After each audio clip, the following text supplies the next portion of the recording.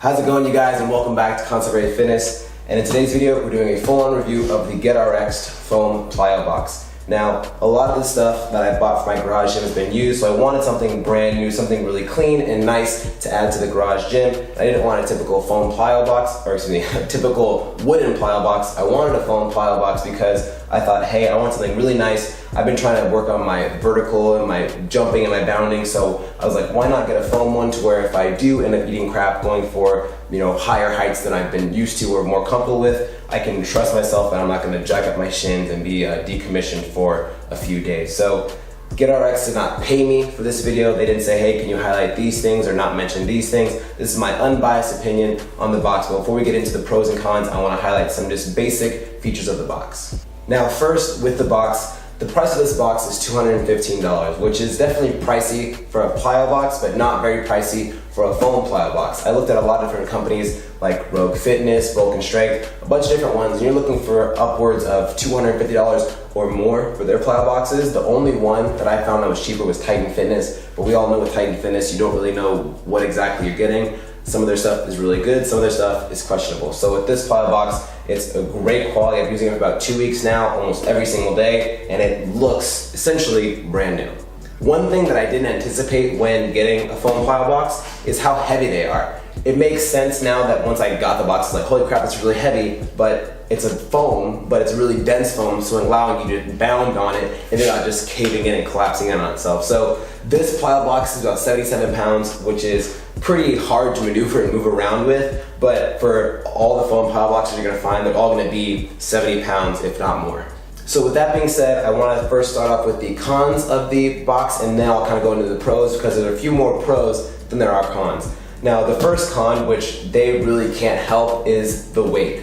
I don't really like how heavy it is. It makes it a pain in the ass to maneuver, and it's not very easy to maneuver. There's no handles on it. There's no place you can really grab. So you kind of have to grab a corner or just kind of like shimmy it around wherever you want to use it. But for, again, almost all the foam plyo boxes you're going to find are all around this weight, so it's nothing that they can really prevent unless they create like some new foam material that's really light. But it's a little heavy, nothing they can change, so it's something that I'm just gonna have to get used to when it comes to moving this thing around.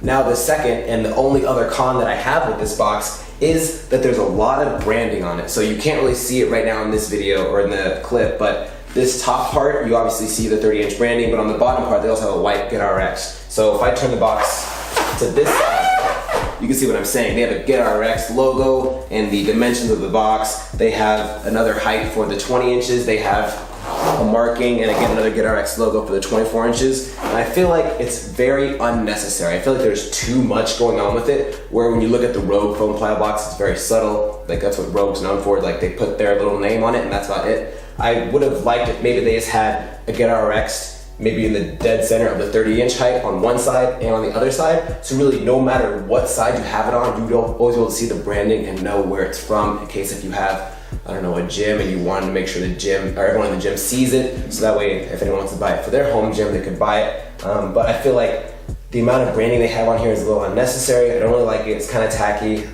Maybe, my opinion would be just getting rid of the colors. Maybe if it was just all white and black in general and it wasn't really blue and green and red, I would like it a little more, but in my opinion it's just a little excessive amount of branding and colors, but not a huge deal. I'm not worried about it. I mean, it's something so minuscule, it's just my nitpicking. Now getting into the pros of the box, I am very, very happy with how stiff and sturdy this box is. So the other day I was doing some box jumps on the 30-inch height with a few plates stacked on top, and I did not feel any type of fear like the box is going to move from underneath me or is going to topple over, because you know how sometimes you do a box jump, you land on one side and feel like the box might shoot out from underneath you. This box felt super stable. It is, I think that's partially why it is so heavy. I feel like if you were to make a lighter box, it would be much more, even though it would be still sturdy, it would be unstable and be very easy to topple over and move around. So the weight kind of helps with that. So when doing any kind of height, no matter if you're doing the 20, 24, or 30-inch height or stacking plates on top of that height, you are very stable and the box doesn't go anywhere, so there's no fear of the box moving around underneath you when you're doing box jumps. Now, next is the durability. So there is a Velcro strap on one side Not that you would ever need to undo it, but I'm pretty sure they get the foam and they put their own wrapping around it. It's probably a generic foam they get from a lot of different places. But the canvas material that's wrapped around it is very, very thick, and it has a nice shiny painted coat on it, but I feel like that'll definitely wear off as time goes on. But the canvas material feels very, very thick, where the one plyo box I've used in the past seemed like it's very thin, dry material that after enough use would probably start to rip and tear maybe on the corners, or maybe even the center if you get enough impact on it, and it might just give. Where I'm 100% confident this canvas is gonna last me a long time.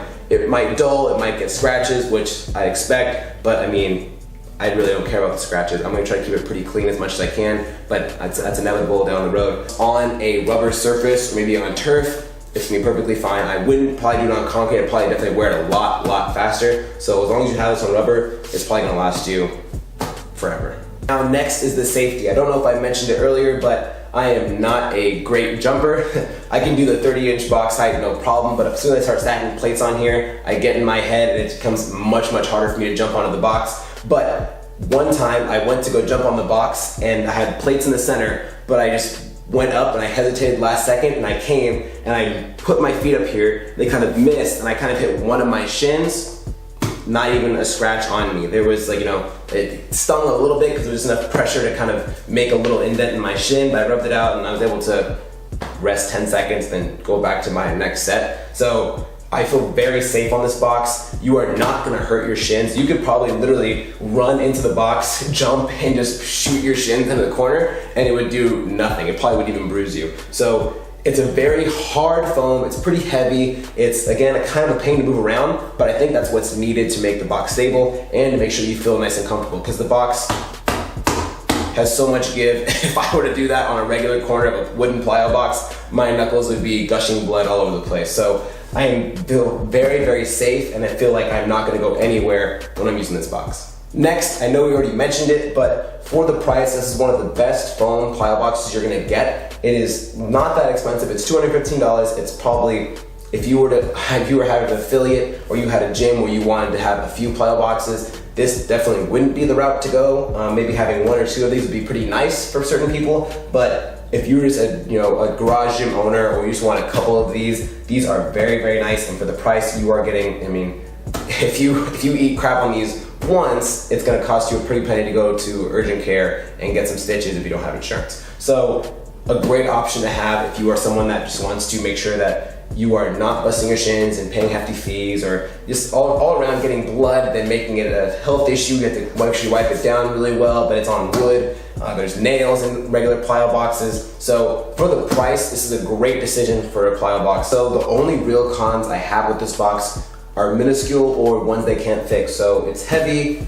You want it to be heavy so it's nice and sturdy and it's not gonna go anywhere. And then the looks, just not to my style, but for the price, which is the main determiner, you really can't find a better option out there. So I love this plyo box. I would recommend it to anybody. If you are in the market or you contemplated getting a soft plyo box just to be more explosive and do more plyometric work and be more confident in yourself and not eat crap and bust your shins open, I highly recommend this box. Check it out. If you guys have any questions and comments on this box, make sure you leave them down below in the comment section, and we'll get to you guys right away and answer all questions you may have on this box.